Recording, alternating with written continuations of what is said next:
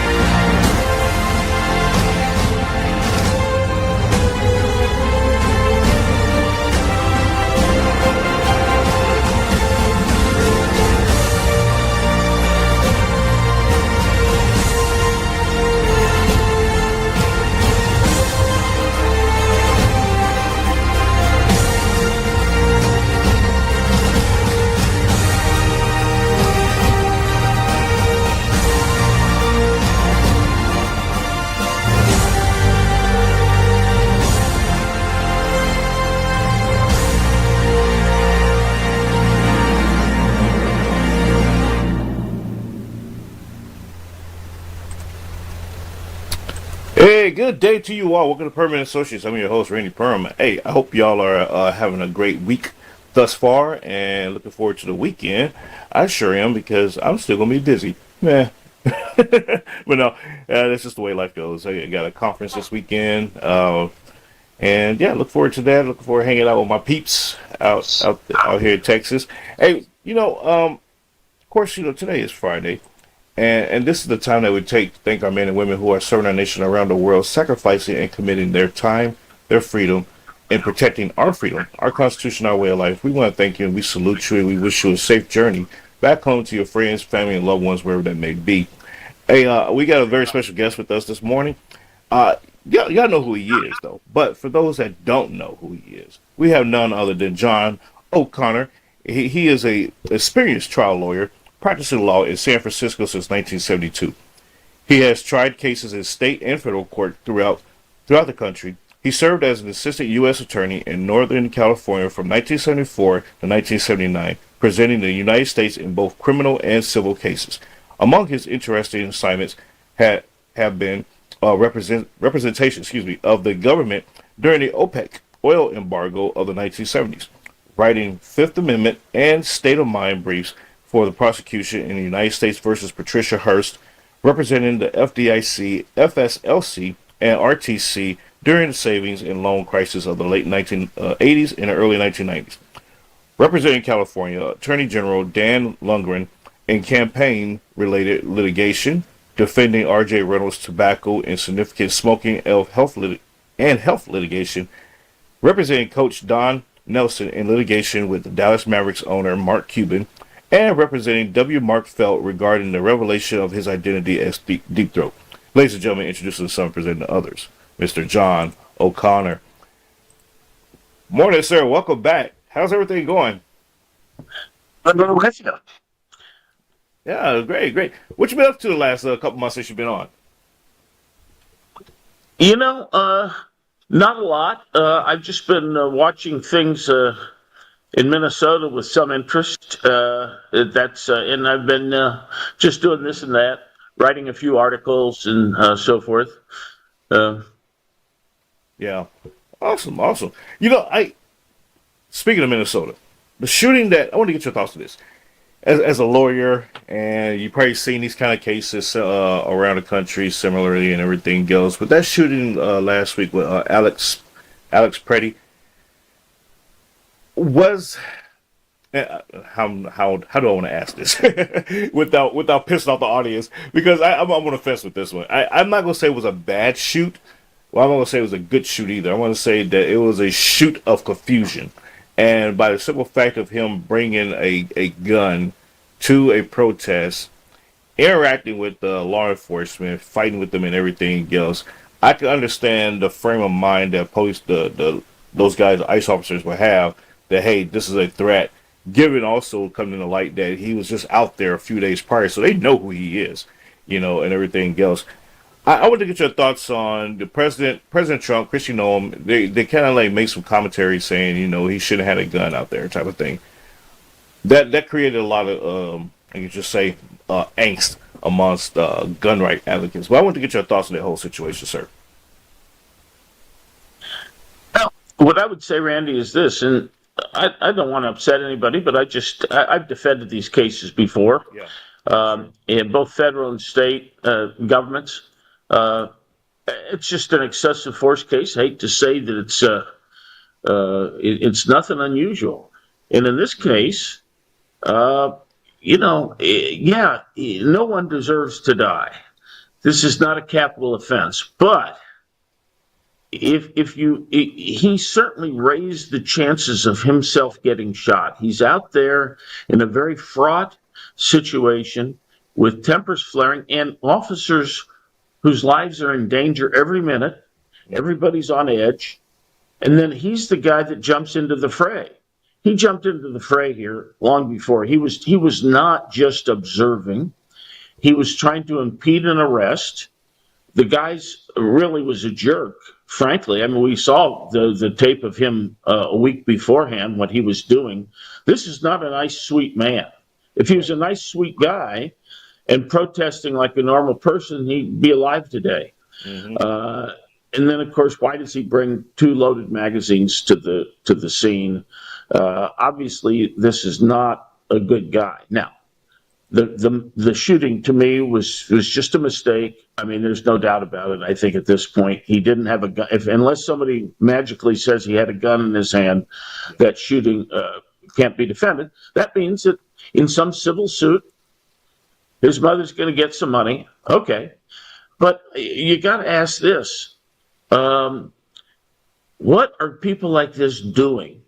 I mean, just odds are a certain number of people are going to get hurt when this sort of stuff happens.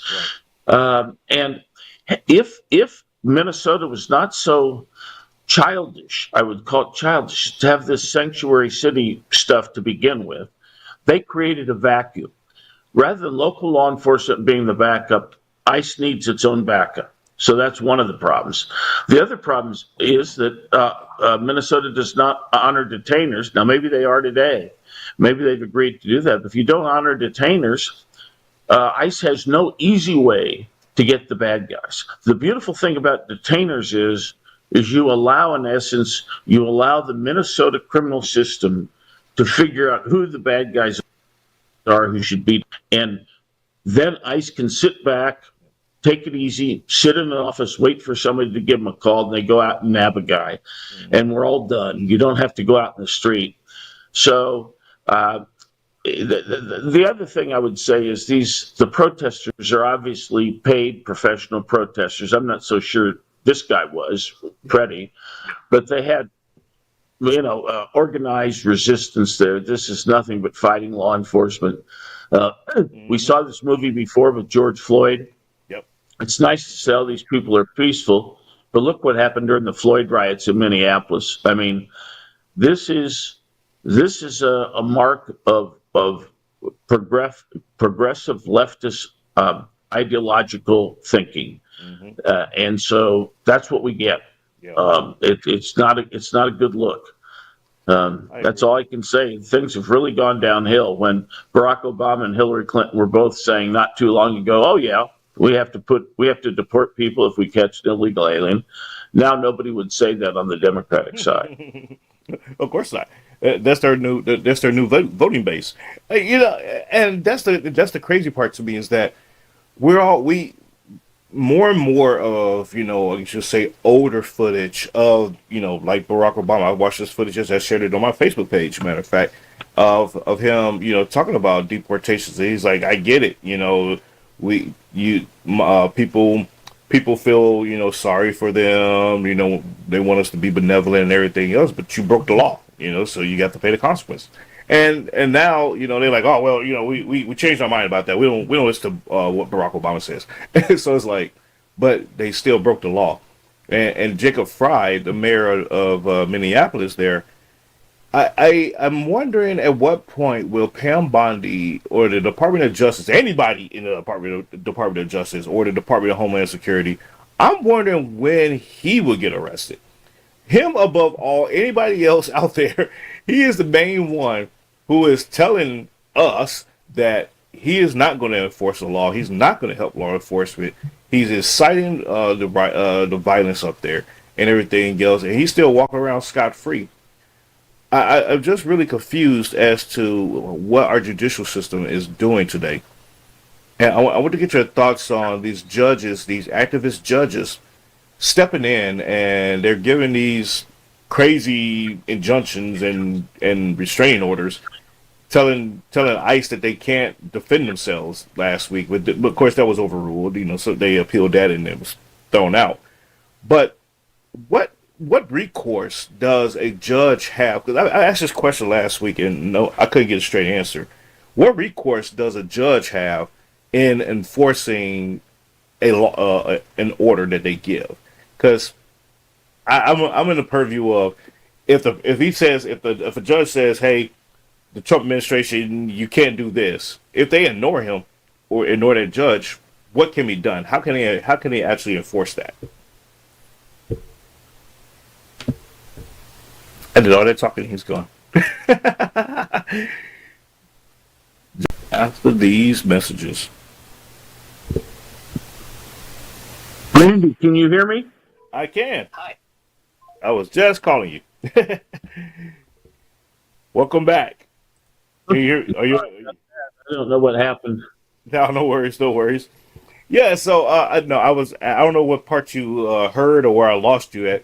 I was actually I went into a rant there for a second. But I was asking. My question was with the activist judges going on in Minneapolis and around the country for that matter. What enforcement mechanism do judges have at their disposal to ensure that, or to make, enforce their orders that they give? Like, for example, they're telling, the Trump administration they can't do X, Y, Z. Trump administration says, kick rock, screw you, we're going to do X, Y, Z. And so what mechanism does a judge have at their disposal to enforce that? That's a really good question, because it goes back historically that when you have this checks and balances and you have the different branches of government, there's always the question of, between the legislative, judiciary, and executive, who can force the other person to do what that branch wants. And Andrew Jackson, for example, got a ruling he didn't like about Indian removal way back in the day from the Supreme Court. And he said the Supreme Court has issued its decision. Now let's see if they can enforce it. So there is an issue as to whether or not the judiciary can enforce these things. Often they enforce an order through a U.S. Marshal. If it's like, for instance, the arrest of someone, they can order an official, for example, to let a prisoner out of jail. And if the official does not do it, they can hold them in contempt, and they can sentence that person to jail. And the marshal can then go arrest the person that's been convicted and so forth. So that's one power they have, is to enforce their rulings through contempt of court decisions. And that gets very dicey. Are you going to send a U.S. Marshal to arrest the president, right, for example? Are you going to send the U.S. Marshal to arrest the head of the Border Patrol and so forth? I think the real problem is that there used to be a doctrine called political questions, and it's been around since the first days of the Republic, where a court says, look, this really is not a matter. It's not, judges should only consider true cases or controversies. If the controversy at issue is a political controversy, not a legal one, the judges should not get involved. And they call that a political question.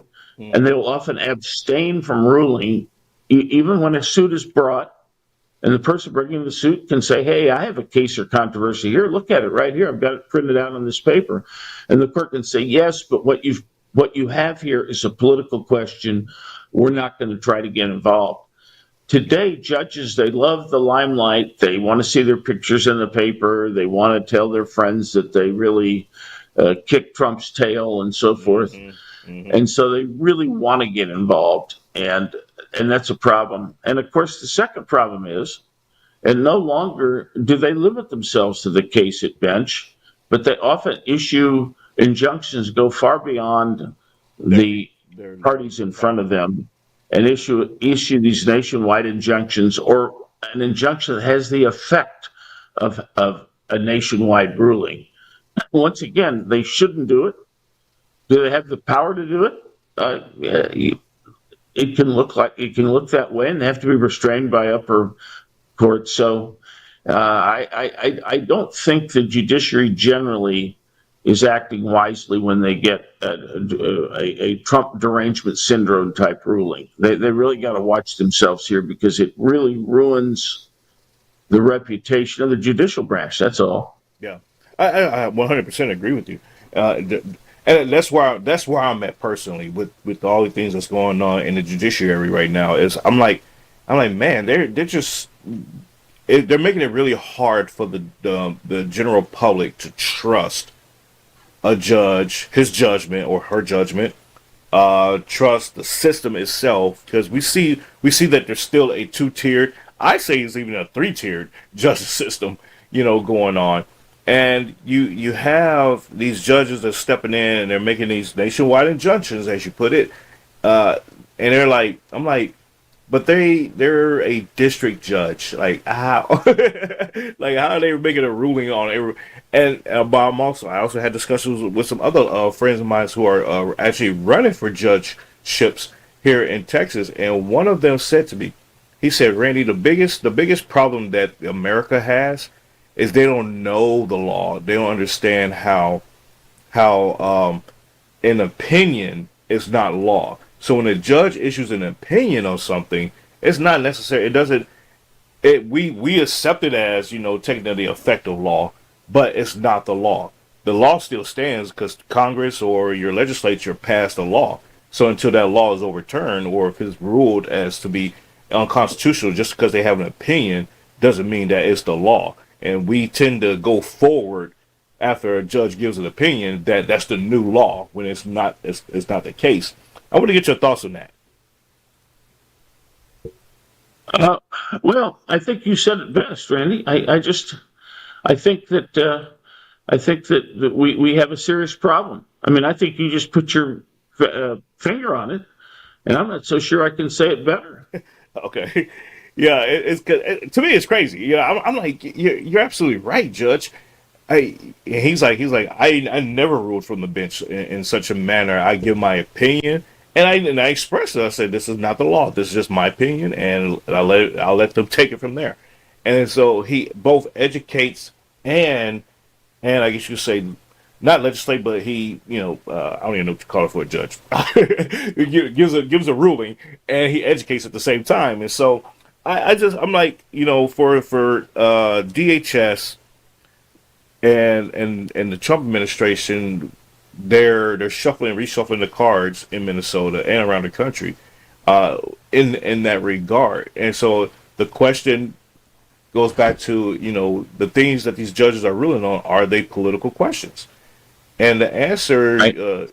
answer is generally yes. I want to get your thoughts on that, sir. And so I don't know what the cure for it is, though, Randy. Yeah, yeah, I think that's what's tough. Some of this has to be public opinion, and then it gets back, in my view, to a media that is still, at least the mainstream media, is still clueless, in my view, and they too easily pick up on a narrative that's very superficial and simplistic, and it always is leftist. That's the way they're trained. You'll never see a narrative in the mainstream media that seems at all conservative or traditional. And of hmm course, the people who write these articles don't know much. That's yeah, the other problem. And hmm they're very easily manipulated by the people that they trust, and the people they trust are the progressives. yeah. So we have this circle going on, of a circle of ignorance, I would call it. I love that. I love that. You just coined a term for me. I'm gonna start using that phrase there, the circle of ignorance. I love that. John, let's get into your book because I'm getting upset. Because the judiciary, I tell you, they are some special people. But Postgate, ladies and gentlemen, if you have not picked up this book yet, I highly encourage you to go and check this book out.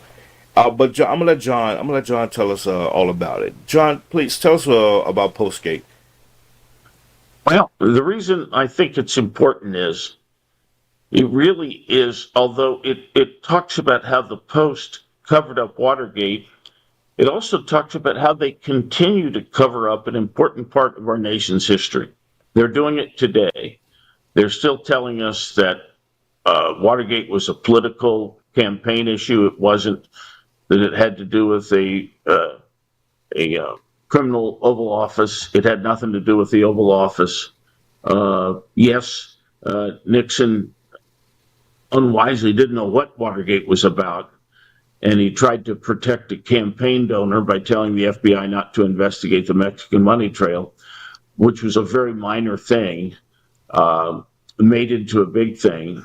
But here's the problem, Randy, and the reason I write it is by doing what they did, the Washington Post pushed out of power the most overwhelmingly reelected president in the country's history. They showed their power to be a king destroyer. They considered, the media then, from that moment on, thought of itself as a political force, and it is. They can make a king, they can break a king. And that has shaped the reporting ever since. That gets you Pulitzer Prizes, that gets you mansions, that gets you notoriety. You become a star. Woodward and Bernstein became stars, and they want to be on the other side of the velvet rope. They're not like the old types of reporters that are on the other side of the velvet rope, writing about the rich and powerful, no matter who they are. And they didn't take sides. Whether you're Jimmy Breslin or H.L. Mencken or whoever, you were outside that velvet rope. Today, those folks want to be inside the velvet rope with the people they like. They want to be in the Obama White House or the Biden White House, but they don't want to be in the Trump White House. They want to take down Trump, and they want to, and so forth. That's all a result of what they get away with. If they can do this fraudulently, think about this. If they can take down the President of the United States absolutely fraudulently, and then order history for the next 50 years so that nobody finds out what they did, which is the case. Unless you read my book, people don't understand. This is the only book written. I'm the only one who dared write it, because these guys will go out and they'll censor anybody who tries to take them on. So it's a very, very difficult thing for the mainstream press to write about. I know that because I've talked to people who are afraid to say anything about it. They think it's a wonderful book. And so I get great play on this as long as it's not a mainstream media outlet. People love the book. But my point is a bigger one. It's really a political point, is that we have some forces that are all about writing fraudulent history. They're the ones that they'll say that we're writing the first drafts of history. But what if they're fraudulent? And what if they're doing it for political purposes, which they are? Look at the Iraq War. The Iraq War, they're still lying about the whys and wherefores of the Iraq War. We don't have a good historical reporting on that. Yep, I agree. And thank you for bringing that up, because my book actually highlights all of that. It talks about how the mainstream media has been lying to the American people, and how they manipulate stories to fit a political narrative rather than just telling the truth about what the story is, or what happened, and what have you. And so I take certain things that have happened over the last 6-7 years and say, look, do you remember this story? And you remember how this was the narrative, but this is what really happened, and here's the proof.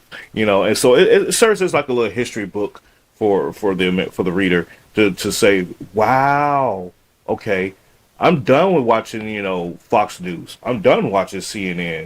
I'm going to start watching these independent up and coming podcasters and everything else to get my sources because they are going to tell me the truth. I'm not going to listen to these the legacy media anymore because they're all controlled under the same power anyway. So it's Operation Mockingbird, on steroids out there. And John, I want to thank you for your time and your wisdom today and sharing your thoughts on everything that's going on. Share with us any final thoughts that you may have with us today. Well, we're at an inflection point in our history, Randy, and I hope that the resolution of the Minneapolis fiasco will help us moving forward here, and that this will, I hope, be an object lesson for everybody. I personally think that the Trump administration politically was losing some traction by looking like they wanted to get rid of the honest farm worker or whoever in their immigration sweeps. I think they should be pointing toward the worst first, and the local government should be helping the immigration enforcement mechanism. And hopefully we can have a resolution here. That's my hope for today. Absolutely. Absolutely. Yes, I 100% agree with you there. I look at it as, maybe, maybe there's going to be a resolution in the coming weeks because we are getting close to midterms, and so getting the national temperature on everything, people are going to adjust accordingly. So we'll see what happens. But John, hey, thank you again so much, sir. Truly enjoyed talking with you and catching up with you today. Be safe out there and continue to have fun. And look forward to having you back on again soon. Great. Good talking to you, Randy. Absolutely. Absolutely. Take care. God bless. You too. God bless you. Take care. Ladies and gentlemen, it's John O'Connor. Hey, pick up his book, Postgate.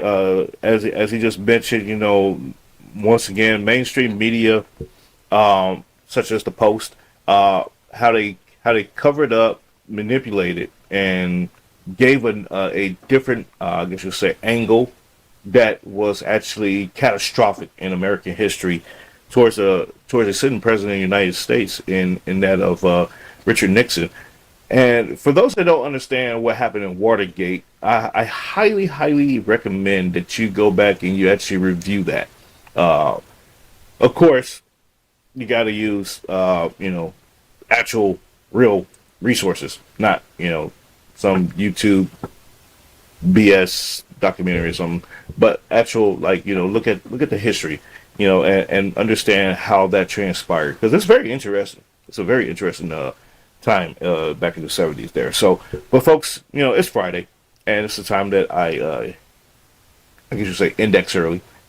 So, but don't forget to pick up the or pre-order the book Polarizing America, coming out in April, but it is on pre-order now. So, and just as we was just discussing, this is a book that captures the media in their lives. So check that out, and I hope you all have a fantastic weekend. Y'all be safe out there, and ciao ciao.